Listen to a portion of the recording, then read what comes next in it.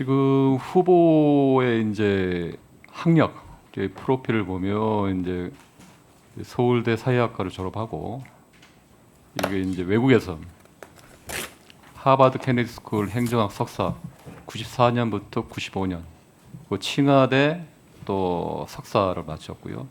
또 로스쿨 뉴저지 주립대 법무 박사, 그래가지고 로스쿨 국제 변호사를 땄습니다.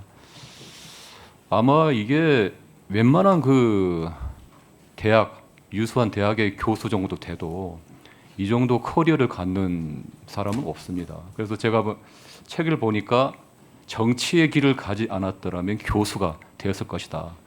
어릴 때부터 되게 학구열, 독서나 이런 걸 좋아했고, 아마도 제가 보기에는 이제 정치적인 풍파, 그리고 이제 그 최연소 15대 국회에서 최연소 국회의원 되고, 또 38세 때 서울시장 후보, 그 이후에 정치적 풍파로 인해서 늦깎이 이제 공부를 한 거다. 어떻게 보면 자의반 타의반이죠.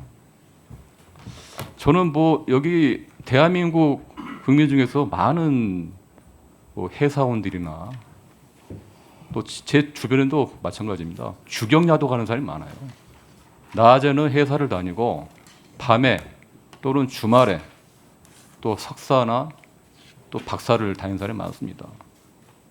공부를 하는 거 가지고 시비를 걸고 그 과정에 대해서 사소한 거 가지고 트집을 잡고 본질을 흐트린 그런 거는 아니라고 생각합니다. 그리고 뭐 이게 후보가 있는데 학위를 이렇게 많이 딴 거에 대해서 하버드 케네디 스쿨이나 국제 변호사 딴 거에 대해서는 전혀 또 언급이 없어요.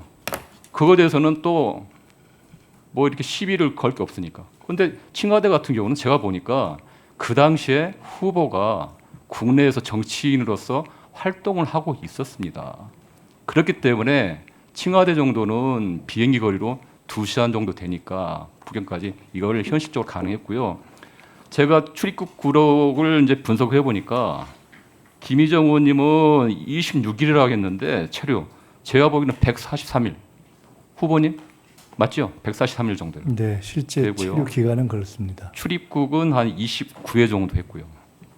이게 지금 팩트고요. 왕복을 1일로 치는 계산법으로는 그렇게 숫자가 나오고 예. 실제 체류 기간을 하는 계산법으로는 지금 100일이 넘는 계산법이 나와서 지난번에 마치 법원에서 예. 일로 계산하냐 시로 계산하냐 그리고 뭐 이런 식으로 보시면 제가 됩니다. 하버드 케네디 스쿨이 얼마 어려운 대학입니까? 그리고 미국에서 로스쿨 다니고 얼마나 그 정도 능력이면 칭화대 정도는 가능하죠. 그리고 후보께서는 미국과 중국에서 동시 국제적인 감각을 기르고 또 여기까지 왔죠. 칭화대 같은 경우는 지금 세계 대학 순위 10위입니다. 중국의 최고 명문 대학입니다. 이런 대학에서 석사학위를 아무나 줍니까? 커리큘럼이나 수업이나 이런 시험도 상당히 엄격하기로 유명한 대학입니다. 그래서 후보자 같은 경우는 지금 어떻게 보면 그 당시 정치인으로서 국내에서 활동하면서 짬짬이 시간을 내 가지고 국내로 오가며, 물론 이제 어려울 때는 학교 측에 양해를 구하고 했겠죠. 그렇게 해가지고 동시에 한 겁니다. 이걸 오히려 칭찬하고 격려하고 또 이거를 붙돋아 줘야지 그걸 시비거리 된다는 거는 이건 청문회 본질에 안 맞는 것 같고요. 그 제가 보니까 또 아까 보니까 저기 칭화대에서 2007년 3월달 입학해가지고 2010년 6월달에 논문을 제출했고 그해 7월달 졸업했습니다. 공식 졸업 확인서가 증명하고 있고요. 아까 후보자 경력 기재 관련해서 실제 2007년에서 2010년에 석사관이 있었지만 2020년 선거 공부에는 석사 기간을 2009년부터 2010년까지 기재했습니다. 아마 이게 선관위 안내에 따라서 그러신 거 아닌가요? 그렇습니다. 예, 석사학위 받기 위해서는 반드시 거쳐야 하는 필수 학위 과정이 있는데 선관위 통상 이 기간을 뺀 순수 석사 과정을 기재한 겁니다. 요거는 선거를 치르는 사람은 다 상식입니다, 상식. 그래서 더 이상 이런 문제 가지고 시비를 거는 거는 청문회 본질에 맞지 않다 저는 생각하고, 어떤 늦깎이 정치인의 학구에 대해서 폄훼하거나 평가절하하는 거는 더 이상 해서는 안 된다 저는 생각합니다. 다른 질문하겠습니다. 그 후보께서는 그 윤석열 정부가 5년을 채우지 못하고 임기도 못 채우고 이 몰락한 이유가 가장 큰 이유가 뭐라고 생각하십니까, 후보님?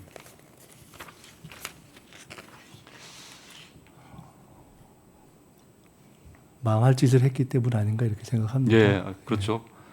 더 길게 설명하면 통합이 아닌 분열, 소통이 아닌 분열, 소통이 아닌 불통 때문이라고 저는 생각합니다.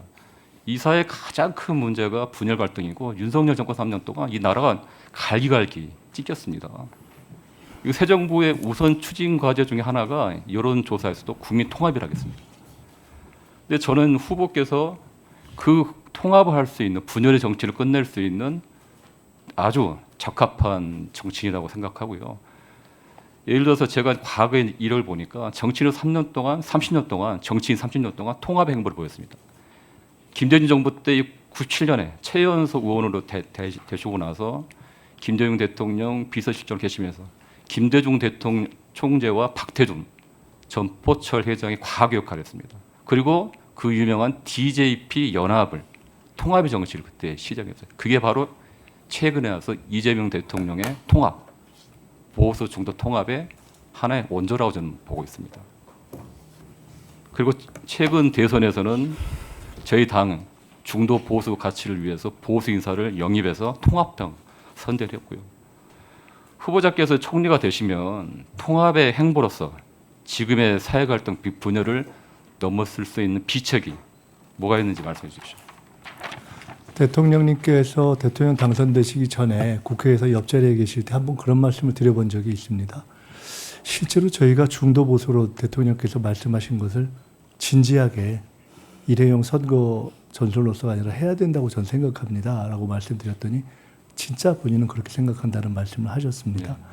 정부의 국정 방향도 또 제가 속해 있는 민주당의 어떤 당의 방향도 그렇게 확산되는 방향으로 가는 것이 옳다고 보고 그것이 이제 선진국 초입에 들어서고 있는 대한민국의 어떤 중산층을 확대하는 그런 정책 방향과도 부합하기 때문에 그런 방향으로 저희는 해 나갈 것이다 하는 말씀을 드리고 그런 점에서 지난 대선 때 사실은 다른 당에 계시다가 참여하신 보수 출신 정치인들을 가급적 저희가 성의 있게 역할하실 수 있는 공간을 찾으려고 노력하고 있고 앞으로 그뿐만 아니라 제가 되면 아까도 말씀드렸듯이 실제로 야당 의원님들과 야당의 지도부 이상 더 열심히 만나는 노력을 하려고 생각하고 있습니다. 얼마나 될지는 모르겠지만 적어도 현재 마음은 그렇고 최선을 다하겠습니다.